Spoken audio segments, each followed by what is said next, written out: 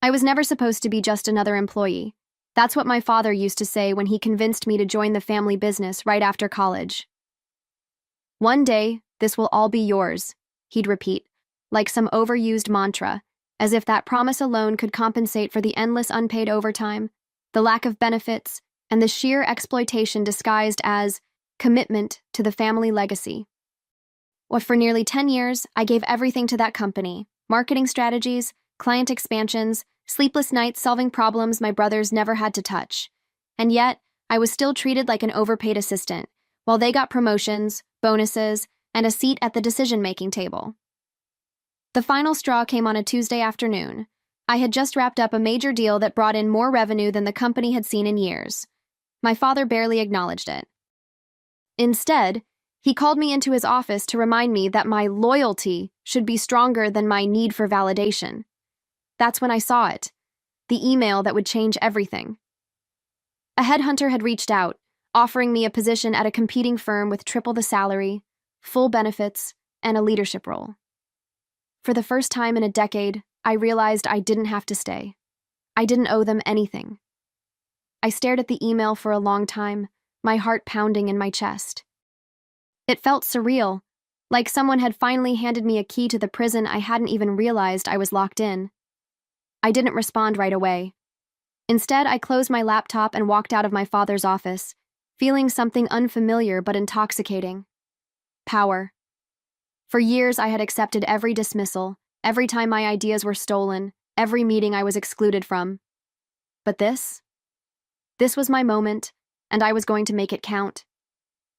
That night, I lay awake, planning my exit. A normal resignation wouldn't do, not after everything they had put me through. I wanted them to feel it, to understand exactly what they were losing. So I played along for another week, acting as if nothing had changed, letting them think I was still their obedient workhorse. Meanwhile, I finalized negotiations with the new company, ensuring every detail was ironclad. The salary was locked in, the contract signed. Once I knew there was no turning back, I set the stage for my grand finale. The morning of my resignation, I arrived at the office earlier than usual. I wanted to soak it all in, this place that had drained me for a decade, that had taken my ideas, my time, my sanity, and given me nothing in return. I walked past my brother's offices where they sat like royalty, feet propped up on desks, discussing golf trips and investment properties they'd acquired with bonuses I never received. Past the break room, where employees whispered about how lucky I was to be in the family business, not realizing I was the lowest paid person in the building. Past my father's office, where the door was always open for them, but never for me. And then, finally, to my desk, the same desk I had started at 10 years ago, because despite all my work, all my success, I was never allowed to move up. I printed my resignation letter, 5 crisp copies, one for each of them. I didn't just quit. I crafted an exit that would be impossible to ignore.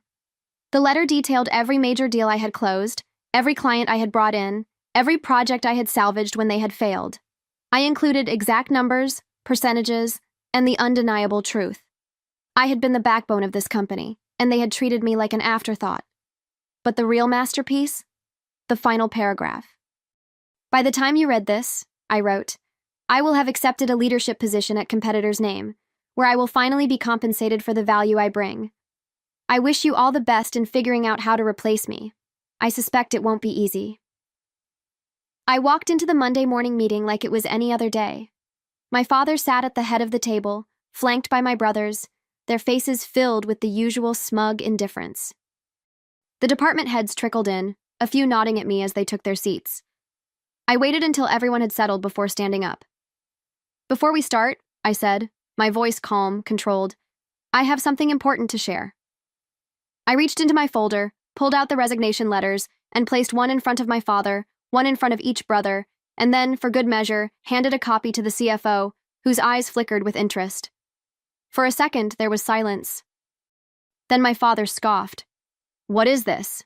he asked, barely glancing at the letter. One of my brothers laughed under his breath, already assuming this was some kind of joke. I crossed my arms, tilting my head slightly. "It's my resignation," I said, effective immediately. That got their attention.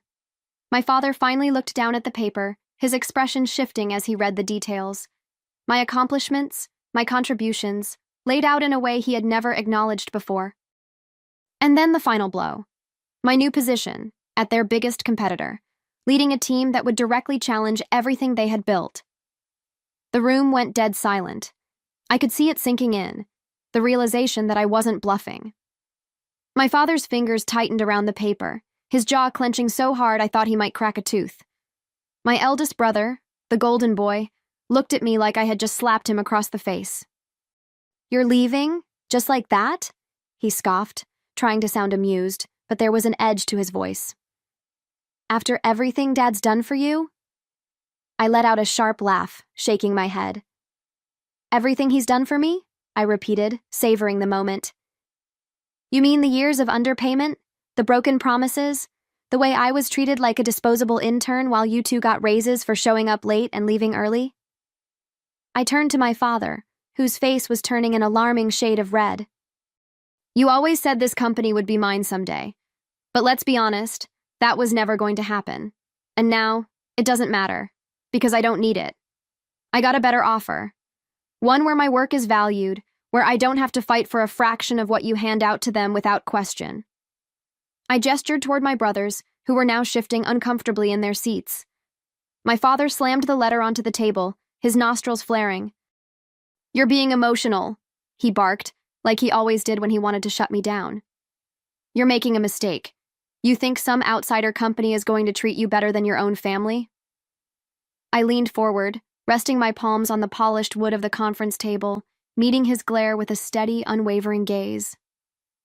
"You mean the way my own family has treated me? You're right. I do think they'll treat me better. They already are." I pulled my phone from my pocket, tapped the screen, and turned it toward him. "Here's my signing bonus. Wired this morning." A number large enough to make my brother's jaws tighten flashed on the screen. "And here's my new salary." My father's mouth opened slightly, like he was about to say something, but nothing came out. "And guess what?" I smiled, letting the silence drag for just a moment. "They offered me more, but I negotiated for even better terms, because I know my worth. Something you never did." The CFO, who had been quiet until now, let out a low whistle. "Damn," he muttered under his breath, clearly impressed. My father shot him a sharp glare, but the damage was done. People in the room were paying attention. Some were trying to mask their reactions, but I could see it. The realization settling in. They had all underestimated me. And now, they were losing me for good. My father's face was a mess of emotions. Anger, disbelief, maybe even a hint of panic. He wasn't used to being challenged, especially not by me. "You think you're irreplaceable?" he snapped, trying to regain control. "This company will be just fine without you." I shrugged, unfazed. "Maybe," I said, letting the word hang in the air. "But let's see how you handle the fallout." I turned to the CFO, who was still holding my resignation letter, rereading it with an almost amused expression. "Since I won't be here anymore, I figured I should wrap up a few things. So I personally reached out to every major client I brought in over the years." I paused, watching my father's expression shift. "And, well, turns out they weren't as loyal to the company as you thought.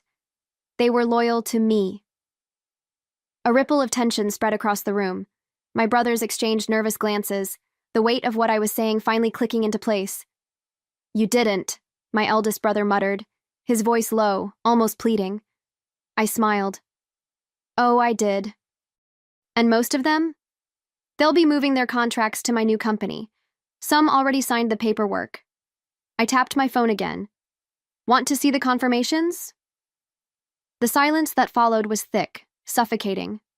My father's face drained of color, his hand gripping the arm of his chair so tightly I thought the leather might tear. My eldest brother looked like he might throw up. The younger one, always the least competent, just blinked, trying to process what was happening. It was the first time I had ever seen them speechless, and I was going to savor every second of it. "You're bluffing," my father finally said, but his voice lacked its usual authority. I tilted my head. "Am I?" I gestured toward the CFO. "Feel free to confirm it with the clients yourself. I'd start with Mercer & Co. They signed their transfer yesterday. I leaned back in my chair, crossing my arms. And, oh, the Jackson account? Gone. The Varela contract? Also gone. Should I keep going, or do you get the picture? The CFO hesitated for just a moment before pulling out his phone, likely already checking the damage. My father shot him a warning look, but even he knew better than to ignore a potential financial disaster. My eldest brother leaned forward, his voice low and desperate. "We can fix this," he said, and for the first time, I heard something in his tone I had never heard before. Fear. "You don't have to do this." I laughed, and it wasn't forced. It was genuine, from deep in my chest. After years of being dismissed, underpaid, and overlooked, I was finally watching them scramble. "Oh, I do have to do this," I said, shaking my head. "You just don't like that I finally have the power." I stood up, smoothing my blazer, the one I had worn intentionally today because I knew it made me look like I belonged at the head of the table, not buried under it. "You had 10 years to fix this. 10 years to treat me like more than just free labor. Now, you can deal with the consequences." My father exhaled sharply through his nose, nostrils flaring again. "You're making a mistake," he repeated, like a broken record. "You think they respect you out there? You're just another employee to them. You'll come crawling back once you realize that." I leaned in slightly, lowering my voice just enough to twist the knife. "I'd rather be just another employee at a place where I'm paid what I'm worth than be your daughter in a place where I never mattered." I watched the words land, the way his fingers twitched like he wanted to slam his fist on the table, but knew it wouldn't change a damn thing. I turned toward the door. "Oh, and one more thing," I said over my shoulder. "Since I'm no longer an employee, I assume my severance is whatever you'd give someone in my position." I grinned. "Which, knowing you, is nothing. Good thing I don't need it." And with that, I walked out, leaving them drowning in the mess they had created. As I walked out of that conference room, I expected to feel relief, maybe even triumph. But what I felt, more than anything, was weightless, like I had finally cut the strings that had been pulling me down for years. The office was eerily quiet as I made my way back to my desk one last time. People stared, whispering, already sensing that something seismic had just happened. I didn't acknowledge them. I had one last thing to do. I gathered my personal belongings, not that I had much. Just a few framed photos, a couple of notebooks, and the coffee mug I had bought years ago when I still believed I had a future here. I held it for a second, debating whether to take it or leave it behind. Then, with a small, satisfied smile, I placed it dead center on my now empty desk and turned it so anyone who walked by could read it. In bold letters it said, "Know your worth." As I stepped into the elevator, I checked my phone. A flood of emails from my new company welcoming me, a couple of texts from ex-clients congratulating me on my move, and one unread message from an unknown number. I clicked on it.